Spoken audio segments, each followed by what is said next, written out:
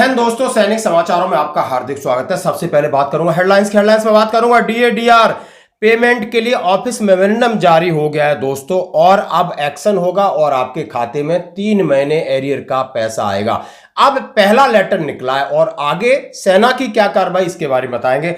और जुलाई 2025 से डीए 2% पहले से बिल्कुल भविष्यवाणी कर दिए इस गवर्नमेंट ने। अभी जो आंकड़े फरवरी के जारी किए हैं, लगातार आप दिसंबर से जनवरी, जनवरी से फरवरी आंकड़े गिरते जा रहे हैं, वो इस बात का गवाह है कि अब आपको आगे बहुत कम फायदा होने वाला। और बात करूंगा स्पोर्ट्स में, यदि आप एक्स सर्विसमैन है, आपके बच्चों को भर्ती कराना है तो उसकी भर्ती प्रक्रिया कहां पर है। और जुगवार फाइटर एयरक्राफ्ट दुर्घटनाग्रस्त दोस्तों, पायलट अभी तक एक लापता है और बॉर्डर पर लगातार घमासान है, फायरिंग है, 5 पाक सैनिक ढेर। और मैं बात करूंगा ऑपरेशन ब्रह्मा के तहत म्यांमार में अर्थक्वेक आए, वहां पर हमारी सेना किस तरीके से मदद कर रही थी। दोस्तों खबरें करते हैं विस्तार से। सबसे पहले मैं बात करूंगा वो लेटर जिसका हम सभी को इंतजार था। हम कयास लगा रहे थे क्या हमारे पेंशन के साथ डीए बढ़ के आएगा।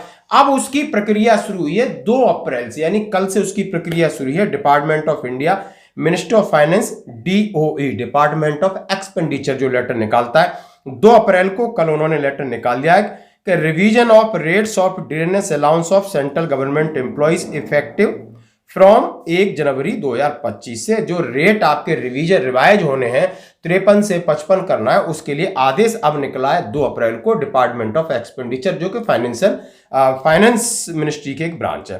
The undersigned the direct to refer the department office memorandum number 1/5/2024 so and so reference दिया है। Subject mention above to say that president please decided the rates of dearness allowances payable to central government employees shall be enhanced from 53 to 55 of the basic pay with effect from 1 जनवरी 2025। यानी माननीय राष्ट्रपति महोदय ने इस बात की अनुशंसा कर दी कि आपका जो 2% बढ़ोतरी हुई है उसका इफेक्टिव डेट 1 जनवरी 2025 है।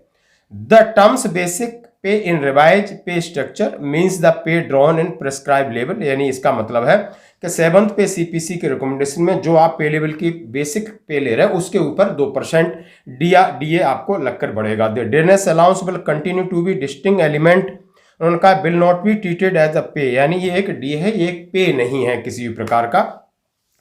Payment on account dearness allowance involving factor of 50 पैसे above may be rounded off next year. उन्होंने कहा है 50 पैसे को राउंड ऑफ किया जाएगा, लेकिन उस तरीके से डीए को राउंड ऑफ नहीं किया गया कि आप समझ सकते हो ना कि 52.99 था, उसको उन्होंने 3 नहीं किया, 2.99 को 3 नहीं किया, वहां राउंड ऑफ की जरूरत नहीं, वहां 2 ही लिया, लेकिन यहां राउंड ऑफ की बात कर रहे हैं। और सीधी सीधी ये कह रहे हैं the payment of arrear of dearness allowance shall not be made before the date of disbursing of salary in मार्च।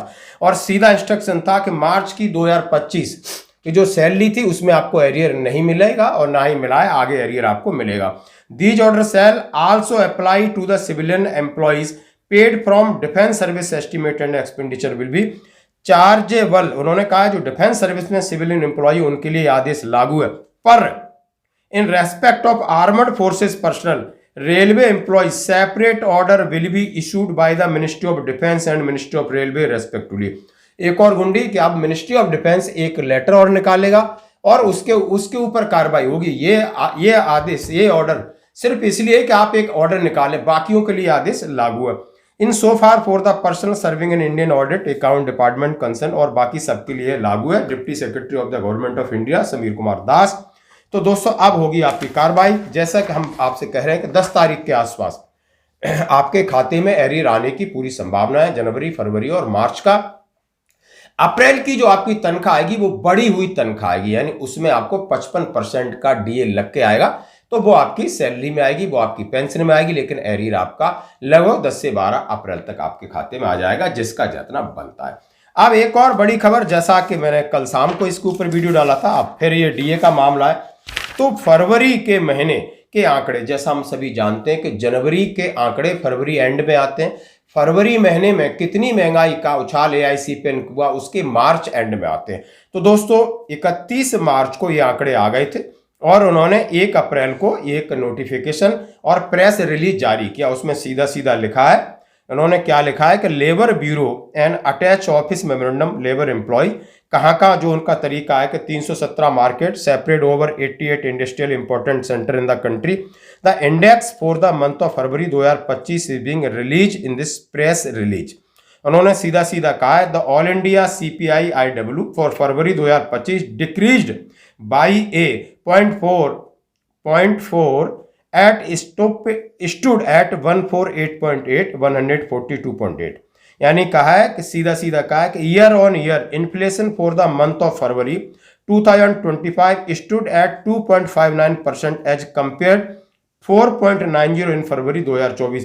पिछले साल की तुलना और महीने की तुलना में बताया कि 0.8, यानी ये घट करके आपके 143.2 था जो जनवरी का था, उसको अब 142.8 यानी 0.4 घट गया है, और पूरे ईयर बेसिस पे 4.90 के वनस्पति 2.59% हो गया। यानी साल का एवरेज निकाला, महीने के हिसाब से भी ये नीचे औंधे मुंह गिरा है। अब हम अंदाजा लगा सकते हैं कि इससे आपको डीए में कितनी बढ़ोतरी हो रही। तो आप देख सकते हो कि जो मैं कैलकुलेटर से किया है कि आपका 143.7 था और 55.99 पे घुंडी अटक गई थी, वो 56 ने किया 55, यानी 1% सरकार खा गई।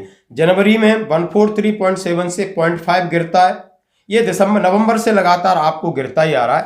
आपने देखा होगा कि अक्टूबर नवंबर का 144.5 सेम रहा, पे दिसंबर में गिरा 143.7 हुआ, फिर 0.5 गिरा 143.2 हुआ, अब फिर 0.4 गिरा 142.8 हुआ।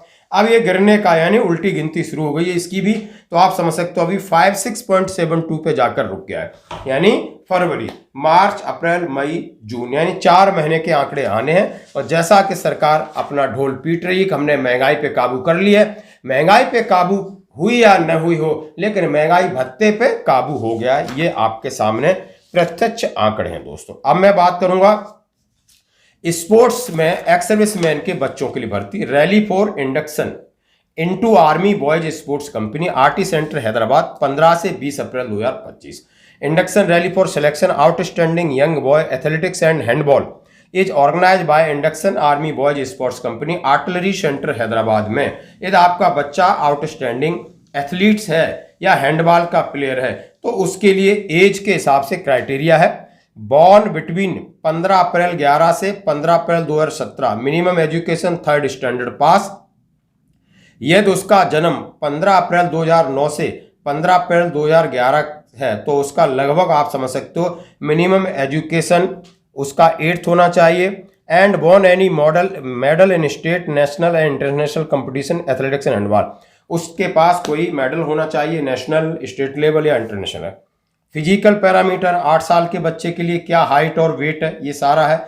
9 साल का है, 10, 11, 12, 13, 14 साल तक के बच्चे की क्या हाइट है, क्या वेट होना चाहिए, इसका है। Makhan Singh athletic stadium artillery centre Hyderabad में 15 से 20 अप्रैल को 7 बजे से 5 बजे तक। आपने डॉक्यूमेंट ले जाना है, birth certificate, community certificate, education, character, residential, indemnity bond, 6 copy latest passport आपकी size, Aadhaar card, sport certificate, personal and playing kit for respective facilities upon selection, सारी चीज़ें फैसिलिटीज हैं। यदि आपको लेटर चाहिए, कॉन्टैक्ट नंबर चाहिए, आप कॉन्टैक्ट कर सकते हो। हैदराबाद में ये भर्ती है दोस्तों। अब बढ़ते हैं एक और अगली खबर की तरफ। जैसा हमने कहा जुगवार फाइटर एयरक्राफ्ट, कल एक बहुत बड़ा इंसिडेंट होता है, इसमें हमारा एक जुगवार लड़ाकू विमान दुर्घटनाग्रस्त होता है। एक पायलट सुरक्षित है, दूसरे की तलाश है। आप समझ सकते हो रात में किस तरह इंसिडेंट होता है, और ये इंसिडेंट लगातार बढ़ते जा रहे हैं, इस पर भी लोग अब सवाल उठा रहे हैं। एयरक्राफ्ट क्रैश, गुजरात के जामनगर में जगुआर लड़ाकू विमान दुर्घटनाग्रस्त, एक पायलट सुरक्षित, दूसरे की तलाश जारी। गुजरात के जामनगर में जगुआर लड़ाकू विमान दुर्घटनाग्रस्त हो गया है। इस हादसे में विमान के पायलट को गंभीर रूप से घायल होने की खबर सामने आई है। मामले में जामनगर के एसपी प्रेम सुख देलू ने बताया कि भारतीय वायुसेना का जुगार लड़ाकू विमान जामनगर में दुर्घटनाग्रस्त हुआ है। इस घटना के दौरान पायलट से सुरक्षित बाहर निकल गया, वहीं लड़ाकू विमान के दूसरे पायलट की अभी तलाश जारी है, जैसा उन्होंने कहा है। प्रशिक्षण मिशन के दौरान दुर्घटनाग्रस्त, पुलिस अधिकारियों ने कहा है भारतीय वायुसेना का जुगवार विमान बुधवार रात गुजरात के जामनगर वायु स्टेशन के पास एक गांव में प्रशिक्षण मिशन के दौरान दुर्घटना हुई। इसमें एक पायलट सुरक्षित है। यानी आप समझ सकते हो कि जामनगर शहर के करीब 12 किलोमीटर दूर शुभ्रदबा गांव में खुले मैदान में ये हुई, उसमें आग लग गई। अभी कारणों का पता नहीं चल पाया। क्रैश लैंडिंग के बाद विमान में आग लग जाती है, हम जानते हैं। 3 महीने पहले महसाणा में इस प्रकार की दुर्घटना हुई थी। मार्च में पश्चिम बंगाल में, हरियाणा में हादसा हुआ था और लगातार ये चिंता का विषय, आप इसकी तस्वीरें देख सकते हो। अब मैं बात करूंगा बॉर्डर पर लगातार फायरिंग, 5 सैनिक ढेर, जैसा कि आपके सामने कुछ मैं वीडियो प्रस्तुत कर रहा हूं। जैसा कि उनके साथ फ्लैग मीटिंग हुई कि आप गन्स फायर यानी सीज फायर तोड़ा, स्मॉल आर्म्स की फायरिंग चलती है। अब आर्टिलरी फायरिंग शुरू हो गया। ये पाकिस्तान ने पुंछ में नियंत्रण रेखा पर संघर्ष विराम का उल्लंघन किया। भारतीय सेना ने जवाबी कार्रवाई की, यानी जैसा एलओसी के ऊपर संघर्ष विराम समझौते का उल्लंघन पाकिस्तान ने किया। फ्लैग मीटिंग हुई, दोनों देशों में बातचीत हुई कमांडिंग अफसर और OIC से, लेकिन वो अपनी हरकत से बाज नहीं आए। उसके आगे क्या होता है आप देख सकते हो वीडियो। उनके सैनिक हैं वो उनके मारे गए हैं और उनका अंतिम क्रिया हो रही, वो भी मैं आपको दिखाऊंगा। यानी जैसे करोगे वैसा भरोगे दोस्तों। अब कहते हैं एक और बड़ा एक सौहार्दपूर्ण माहौल, यानी सेना के लिए हमेशा एक बड़ा चैलेंज रहता है कि जैसे कि म्यांमार में अर्थक्वेक आया, वहां पर हमारा 60 पैराशूट फील्ड हॉस्पिटल म्यांमार में जहां अर्थक्वेक आया था, वहां जान माल की काफ़ी नुकसान हुआ था। तो जन सेवा के तौर पर वहां पर हमारा ये फील्ड हॉस्पिटल पहुंचता है और वहां पर लोग किस तरीके से उनका इलाज कर रहे हैं, ये हॉस्पिटैलिटी कर रहे हैं, ये हमारी मानव सेवा